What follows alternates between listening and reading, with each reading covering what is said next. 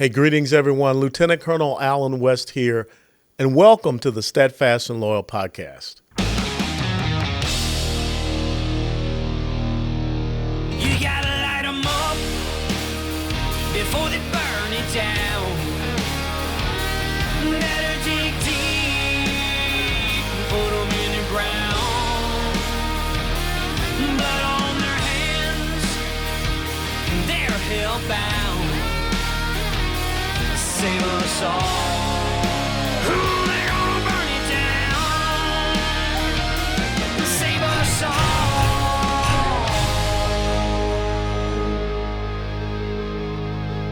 before they burn it down.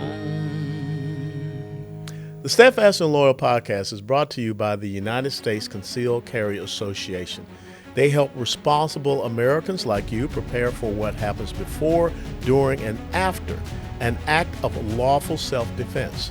USCCA members get life-saving education, expert training, plus self-defense liability insurance. These benefits provide more than 500,000 USCCA members with the peace of mind that they deserve. Plus, a USCCA membership is always risk-free with their 100% money-back bulletproof guarantee. Membership is truly an investment worth exploring. Click Learn More below right now to activate your United States Concealed Carry Association membership. Click Learn More right now. And remember, the USCCA is not an insurance company. A policy has been issued to the USCCA by Universal Fire and Casualty Insurance Company. That policy provides the association and its members with self-defense liability insurance subject to its terms, conditions, limitations, and exclusions. You know, I kind of likes a lot of rock bands and rock music. My favorite, of course, is Rush and the Police. But I remember all of the bands that came out of the Seattle area. You know, there was Nirvana, and there was, let's see, who else? Pearl Jam, and then there was Queensryche. But there was another band that I really have enjoyed, and that's Soundgarden. And that voice of their lead singer, who unfortunately took his own life, Chris Cornell, you know, some great songs. But one of their songs, I think, applies to us and where we are today. And that song Fell on Black Days. And if I could, I'd like to take out the word black and exchange it for we have fallen on dark days here in the United States of America. As a matter of fact, it was 9 years ago, on October the 3rd of 2013, when I was speaking at the Faith and Freedom Summit up in Washington, D.C., where I talked about the impending dark days if we did not focus on godly wisdom and we did not look and elect men and women who were called to service, not called to politics. And this is where we are today. When we think about this progressivism, socialism, Marxism, communism, statism, this darkness that is seeking to overtake the United States of America. And there's a couple of things that I really want to hone in on. Because it was just a year ago when a gubernatorial candidate from Virginia, Democrat, Terry McAuliffe, stood on the debate stage there and said that parents have no right in the decision about what their children are being educated.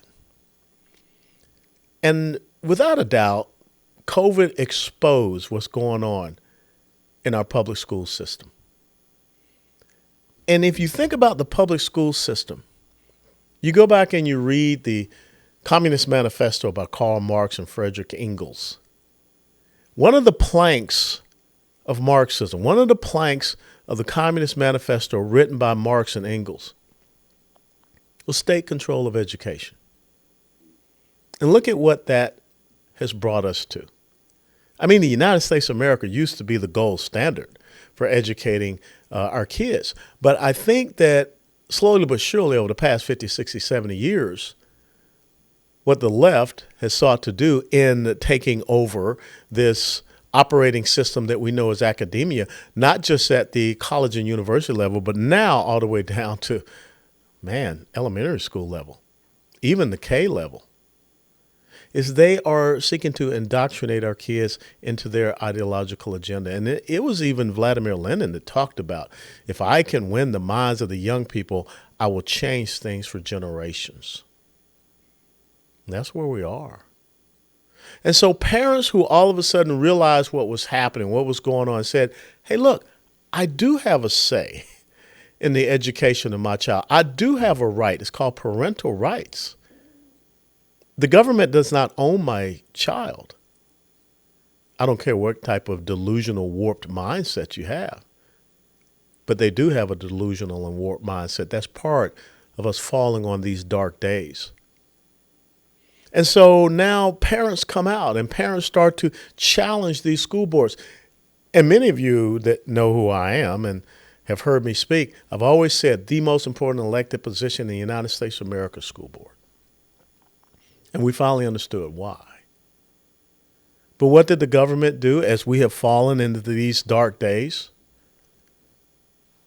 Associations and organizations, the National Association of School Board wrote a letter to the Department of Justice, to the government, asking them to do something about these parents, asking them, and we came to understand it, Merrick Garland, they designated parents as domestic terrorists. Since when did it become an act of terrorism for parents to show up and say, you're not going to be able to do this to my child? You have a responsibility to educate my child, not indoctrinate my child. As a matter of fact, when you look at the Constitution and you read Article 1, Section 8, which has the 17 duties, responsibilities, jurisdictions, and purviews of the federal government, I don't see anything that talks about education. That's not an enumerated power to the federal government. But yet, during the Carter administration, when we had health, education, welfare, HEW was the agency that we have, the teachers' unions implored President Jimmy Carter to break those out, a separate Department of Education. See, that's what happens when we forget constitutional rights and we start to go down the path of ideological rights. And then we find ourselves falling upon dark days.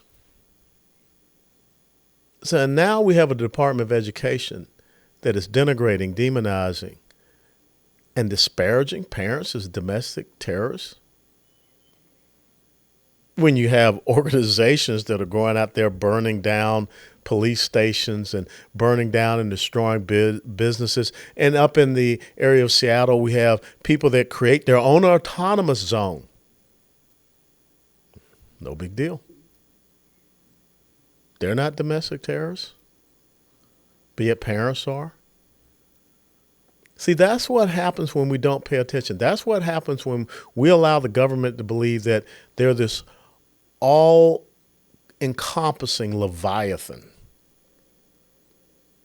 Thomas Hobbes wrote about the Leviathan.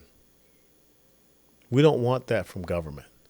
We don't want the tentacles of the Leviathan being able to come into every aspect of our lives, especially into our homes, and affect our children.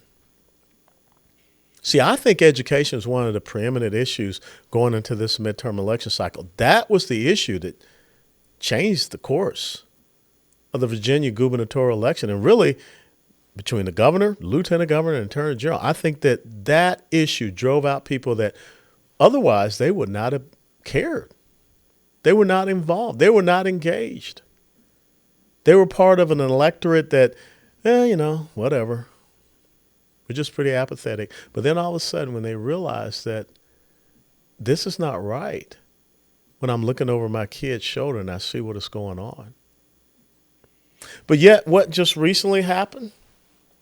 Well, now all of a sudden we have another organization going to the Department of Justice because people are upset because folks like myself and other journalists, we're talking about this whole child gender modification and mutilation and these surgeries and protocols and procedures, hormonal therapies, puberty blockers. Why is the government getting involved in changing the sex of our children? I mean, they want to murder them in the womb. some people in government, California, Maryland, want to murder babies after they're born. And what's up with Gavin Newsom and this human composting thing out in California? That's really creepy.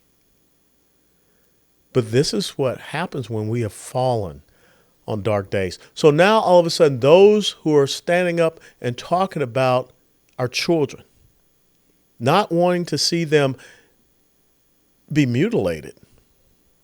And understand, even here in the state of Texas, we see these child gender modification clinics growing, I believe 15 to 17 over the last year and a half or 2 years. Planned Parenthood has now opened up a new business plan, not just murdering the unborn children by dismemberment. Now Planned Parenthood wants to get into modification and mutilation of our children. And because myself or others are speaking about this, now organizations are going to the Department of Justice saying, you got to shut them up. They can't be talking about this. We don't like this. So in other words, we don't even have the right of free speech, the right of expression, the right to petition our government for redress of grievances, the right to protect our children. When you hear about what is happening with chat rooms being established so that our confused children, our sexualized children can go into chat rooms and talk to adults, yeah, I'm going to speak out about it. You should speak out about it. All of a sudden, we don't want to call pedophiles pedophiles. We want to call them minor attracted persons. Yeah, I'm going to speak about it. Others have the right to speak about it. But now you're here to tell me, because I don't agree with that I'm not just going to go along and get along and allow you to indoctrinate, mutilate children. You look, if you're over 18, if you're, what we call an adult, knock yourself out. Go out there and play make-believe all you want. I don't have to be a participant in it. But children? See, these are the dark days that we have fallen upon. And the fact that we cannot talk about protecting our children, talk about protecting our children from indoctrination, talk about protecting our children from this uber sexualization. I mean, once upon a time, if you took your child into a triple X movie theater or some of these stores or, something that had explicit sexual material, you were in trouble as an adult. But now that we've fallen on dark days, we are exposing our kids to drag queen story hour and taking them into gay bars and having drag queen bingo where did all this come from? Let me tell you where it came from.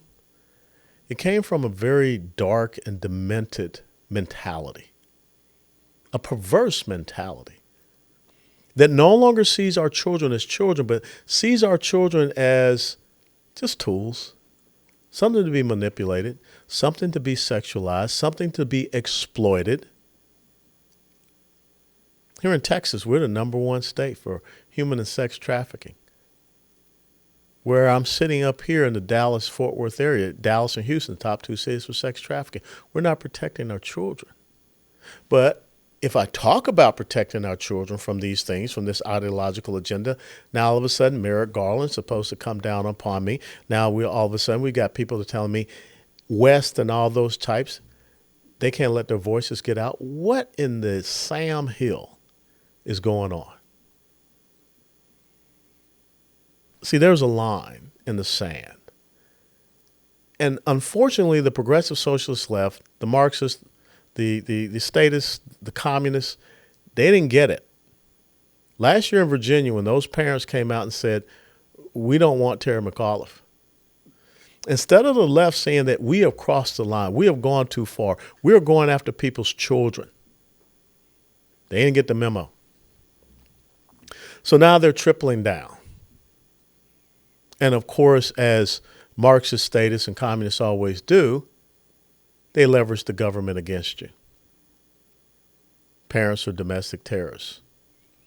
People that are speaking out about this issue of child gender modification and mutilation, now we're bad.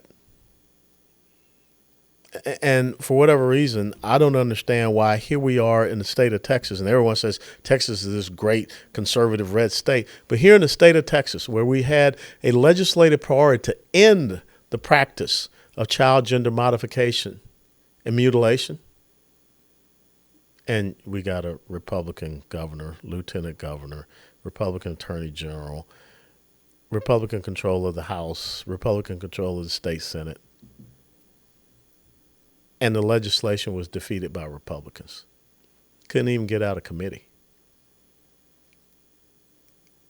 That's why this is less about R&D, Republican, Democrat. This is about people that respect your individual rights, freedoms, and liberties. This is about whether or not people respect you as an adult, as a parent, and that relationship you have with your child. Because these are really dark days when we see what we're doing to our children. I know. Everyone says inflation's the number one issue. Got it. But we know what to do about inflation. Everyone says our energy independence is a critical issue. I got it. Our national security, what we're doing to our military, no more vaccine mandates, all this type of stuff. I got it. But if we continue to destroy the lives of our children, for what? So that we can put a little notch in a pistol case or something like that to say, yep, we got the kids. We screwed them up. And I hear that there are organizations say that, well, if we don't do this to the kids, then the rate of suicide goes up. When you do it to the kids, there are many statistics that show that the rate of suicide goes up. Not just kids, but adults. I mean, I think about when I was growing up and you had the little girls on the street that like to come out and throw a football. I threw footballs with my two daughters growing up. Next thing you know, someone sees that and says, oh, maybe Aubrey and Austin really want to be a boy. And they start talking to my daughter. See, that's what happens when you set up these chat rooms and you bring in this confusion and you have these adults without parental knowledge and consent that are trying to influence our children. The only person supposed to influence children are the people that gave birth to the children, mommy and daddy, grandma, grandpa. But of course, the traditional nuclear family is a relic of white supremacy. That's what Black Lives Matter said. So they're just completely happy with the breakdown of the black family and all families. See, when you come up to my door, there's a saying that's there on the wall.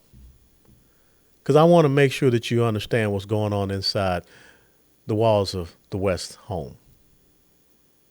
And it's taken from Joshua 24:15.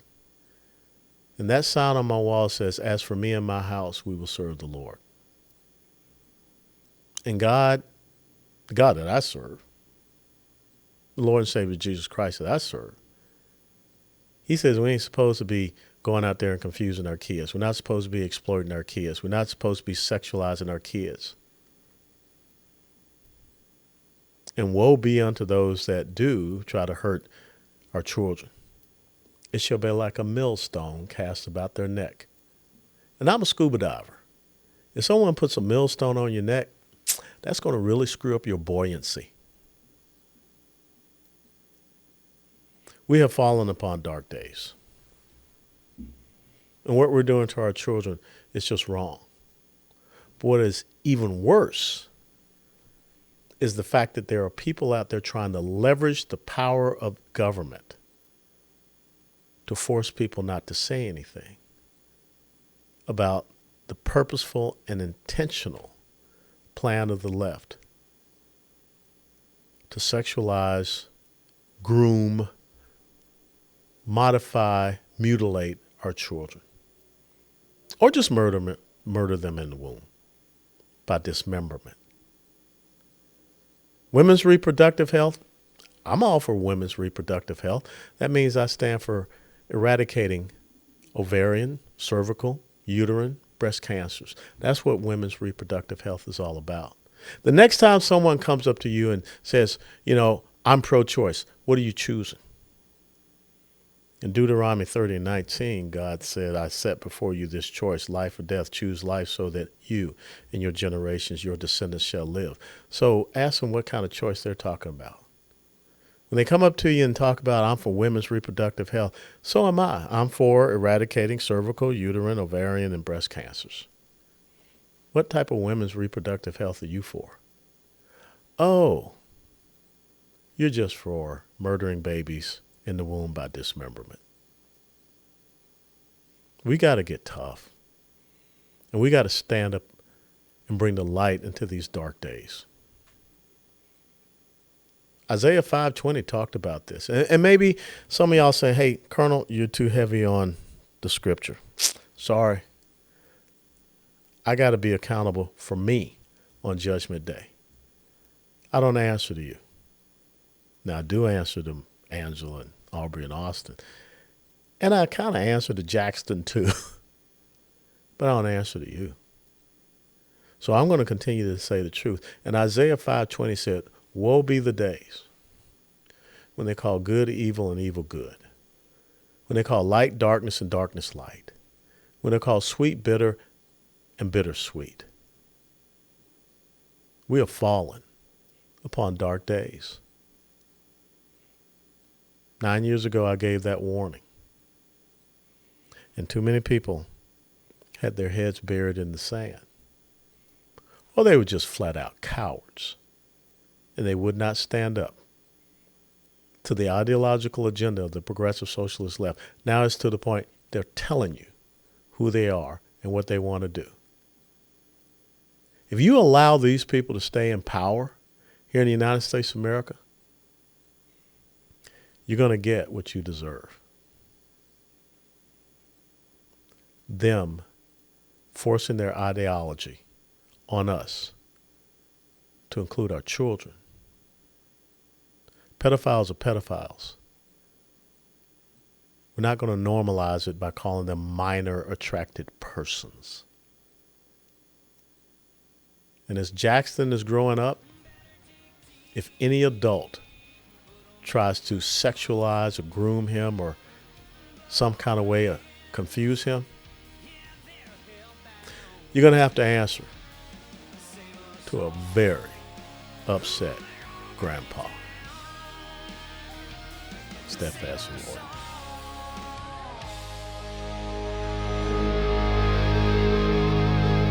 Before they burn it down.